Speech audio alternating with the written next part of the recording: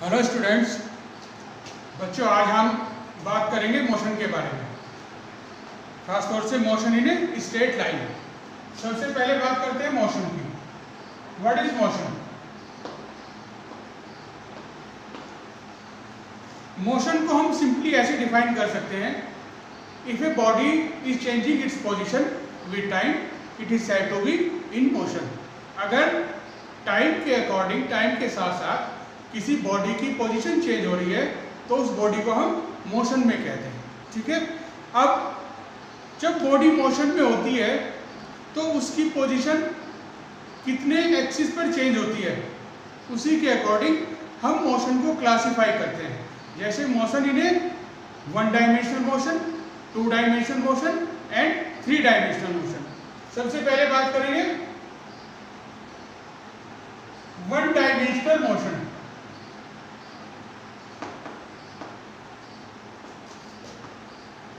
One dimensional motion.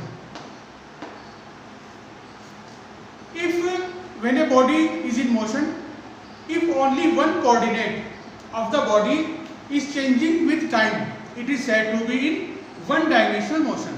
अगर कोई body motion कर रही है और उसके 3 कोऑर्डिनेट में से एक कोऑर्डिनेट चेंज हो रहा है टाइम के अकॉर्डिंग, तो हम कहेंगे कि बॉडी 1 डायमेंशनल मोशन कर रही है।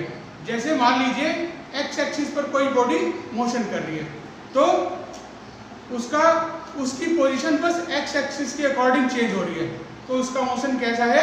1 डायमेंशनल मोशन। 1 डायमेंशनल मोशन को हम ऐसे रिप्रेजेंट करेंगे।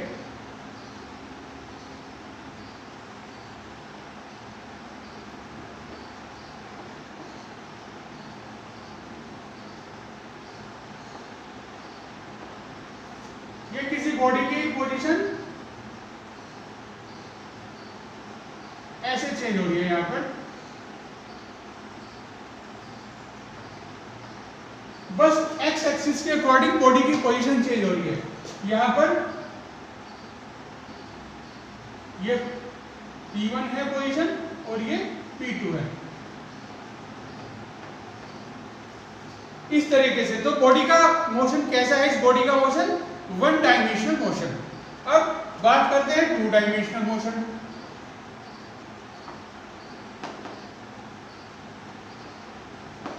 टू डायमेंशनल मोशन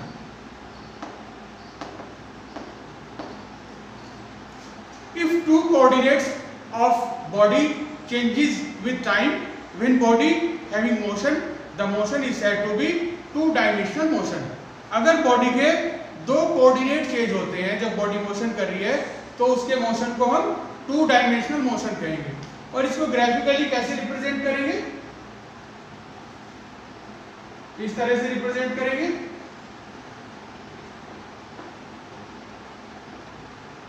ये इस तरह से।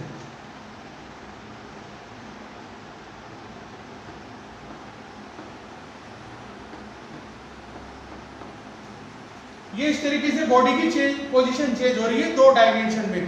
तो यहाँ पर बॉडी के 2 कोऑर्डिनेट एक साथ चेंज हो रहे हैं, एक्स और वाई कोऑर्डिनेट। तो ये बॉडी का मोशन कैसा है? 2 डायमेंशनल मोशन। अब बात करेंगे 3 डायमेंशनल मोशन।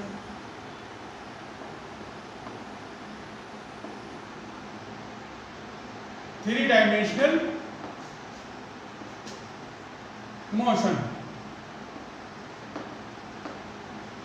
3 डायमेंशनल मोशन को हम ग्राफिकली रिप्रेजेंट कर सकते हैं। यहां पर बॉडी के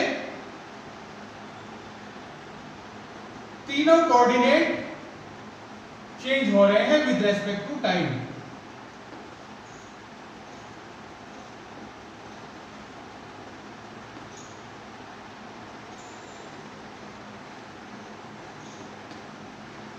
इस तरह से। जब पार्टिकल P1 पर है तो उसकी पोजीशन है x1, जब पार्टिकल P2 पर है तो उसकी पोजीशन है x2। इस तरीके से जब बॉडी मोशन कर रही है तो उसके तीनों कोऑर्डिनेट्स चेंज हो रहे हैं, तो ये मोशन होगा 3 डायमेंशनल मोशन। अब इनके एग्जांपल की बात करते हैं हम। 1 डायमेंशनल मोशन कैसा होता है? 1 डायमेंशनल मोशन को हम ऐसे रिप्रेजेंट कर सकते हैं एग्जांपल के जरिए, जैसे a train moving on a straight track, a train moving on a straight track और a man walking on a straight road. दूसरा second dimensional motion. Second dimensional motion का एग्जांपल है motion of a carrom coin या motion of a billiard ball. Carrom coin का जो motion होता है वो 2 डायमेंशन में होता है और बिलियर्ड बॉल का भी मोशन 2 डायमेंशन में होता है। और थर्ड डायमेंशन के मोशन के एग्जांपल की बात करें तो ये इसको हम रिप्रेजेंट कर सकते हैं एग्जांपल के द्वारा, जैसे flying of A kite on A windy day. जब हवा बहुत तेज हो उस समय जब हम किसी काइट को फ्लाई करते हैं तो वो स्पेस में फ्लाई करती है, एयर में फ्लाई करती है, तो उसका जो मोशन है वो 3 डायमेंशनल मोशन होता है। ठीक है, तो ये 3 टाइप्स है मोशन के, 1 डायमेंशनल, 2 डायमेंशनल और 3 डायमेंशनल। अब हम बात करेंगे फ्रेम ऑफ रेफरेंस की।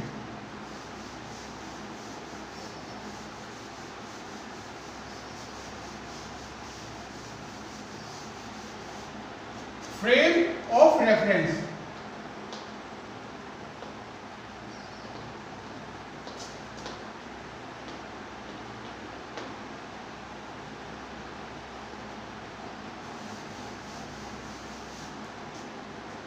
बच्चों, जब हम किसी बॉडी के मोशन को डिस्क्राइब करते हैं तो हम कोई रेफरेंस बॉडी लेते हैं, यानी अगर हम मैकेनिकल मोशन को किसी बॉडी के रिलेशन में डिस्क्राइब करें तो उस बॉडी को कहते हैं रेफरेंस बॉडी। और जब इस रेफरेंस बॉडी को हम कंबाइन कर दें कोऑर्डिनेट सिस्टम के साथ, रेफरेंस बॉडी को कंबाइन कर दें कोऑर्डिनेट सिस्टम के साथ, तो वो बन जाता है फ्रेम ऑफ रेफरेंस या रेफरेंस फ्रेम। ग्राफ द्वारा मैं बताता हूं आपको।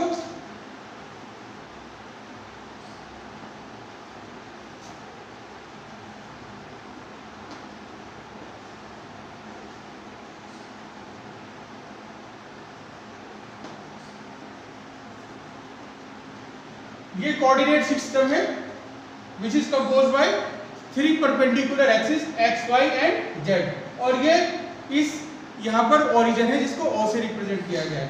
ये पार्टिकल का मोशन है, पार्टिकल के मोशन का ये ग्राफ है। सपोज पार्टिकल किसी समय p पोजीशन पर है। अब इस p पोजीशन पर जो है पार्टिकल की अगर हम पोजीशन को रिप्रेजेंट करें, पोजीशन को कंसीडर करें किसके रिलेशन में, रेफरेंस पॉइंट के रिलेशन में, तो ये सारी चीजें मिलकर तीनों एक्सिस और ये ओरिजिन किसका काम कर रहा है यहाँ पर, रेफरेंस बॉडी का, ये तीनों चीजें मिलकर बनाती हैं हमारा फ्रेम ऑफ रेफरेंस। ठीक है, या रेफरेंस फ्रेम। अब हम बात करेंगे ट्राजेक्ट्री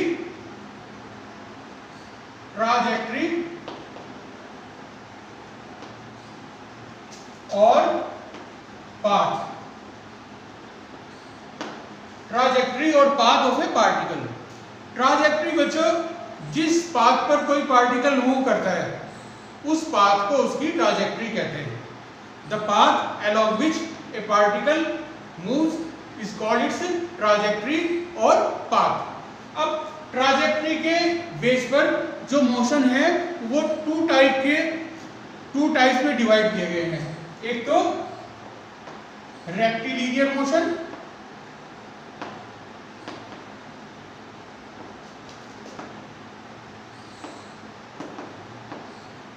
और दूसरा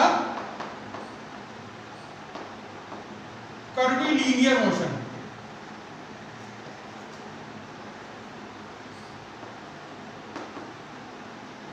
कर्वीलिनियर मोशन, यहां पर रेक्टिलिनियर मोशन में बॉडी का पाथ स्ट्रेट होता है, बॉडी का पाथ बिल्कुल सीधी डायरेक्शन में होता है, और कर्वीलिनियर मोशन में बॉडी का पाथ कर्व्ड होता है। तो ये दो टाइप के मोशन है, रेक्टिलिनियर मोशन और कर्वीलिनियर मोशन। ये जो हमारा यहाँ पर चैप्टर है हमारे सिलेबस में, motion in A straight line, यहाँ पर हम इस वाले ये जो रेक्टिलिनियर मोशन है इसी को कंसीडर करेंगे और इसी के बारे में इस चैप्टर में आपको डिटेल में बताया जाएगा। अब बात करते हैं हम, ये जो पहले वाला हमारा मोशन है rectilinear motion. In this type of motion body moves in A straight line path. Body straight line path पर मूव करती है, जैसे मान लीजिए एक्स एक्सिस की डायरेक्शन में। यहाँ पर जो बॉडी का जो मोशन है उसको हम पॉजिटिव या नेगेटिव साइन यूज करके मोशन की डायरेक्शन को रिप्रेजेंट कर सकते हैं। जैसे मान लीजिए कोई बॉडी एक्स एक्सिस की डायरेक्शन में मूव करती है तो हम कहेंगे body is moving in positive direction of x axis.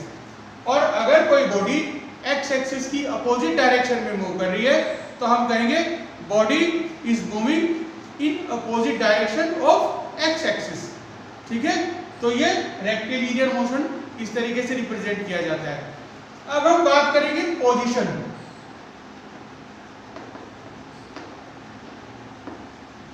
Position of A time. देखिए रेक्टिलिनियर मोशन में जो है, जो बॉडी की पोजीशन होती है वो टाइम का फंक्शन होती है। बॉडी की पोजीशन टाइम का फंक्शन होती है और पोजीशन को हम रिप्रेजेंट करते हैं ऐसे। और क्योंकि ये टाइम का फंक्शन है तो इसको रिप्रेजेंट करेंगे हम ऐसे, एक्स टी। ठीक है, बॉडी की पोजीशन टाइम टी पर ये है। ये ब्रैकेट में टी का मतलब है the position of A body is a function of time. अब मान लीजिए t इक्वल टू 0 पर, t इक्वल टू 0 पर जो बॉडी की पोजीशन है उसको हम रिप्रेजेंट करेंगे x 0।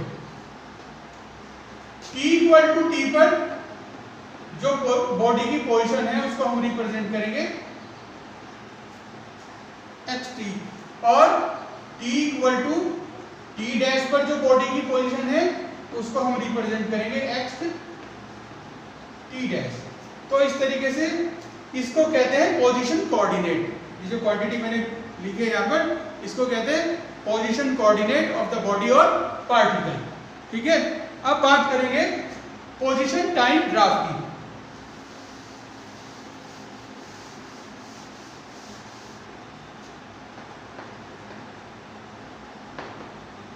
Position time graph. अगर हम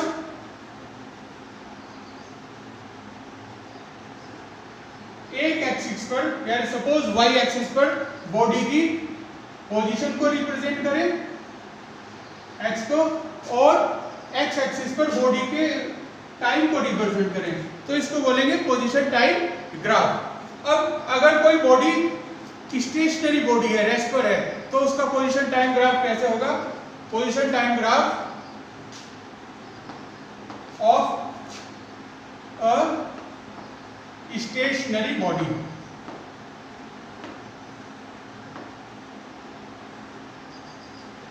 स्टेशनरी बॉडी कैसी है? ये बॉडी रेस्ट पर है, चल नहीं रही है।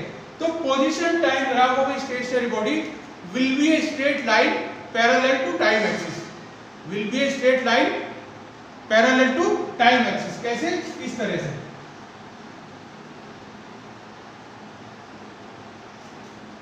सपोज ये यहां पर इसकी पोजीशन है बॉडी की x0, तो इसकी पोजीशन अगर हम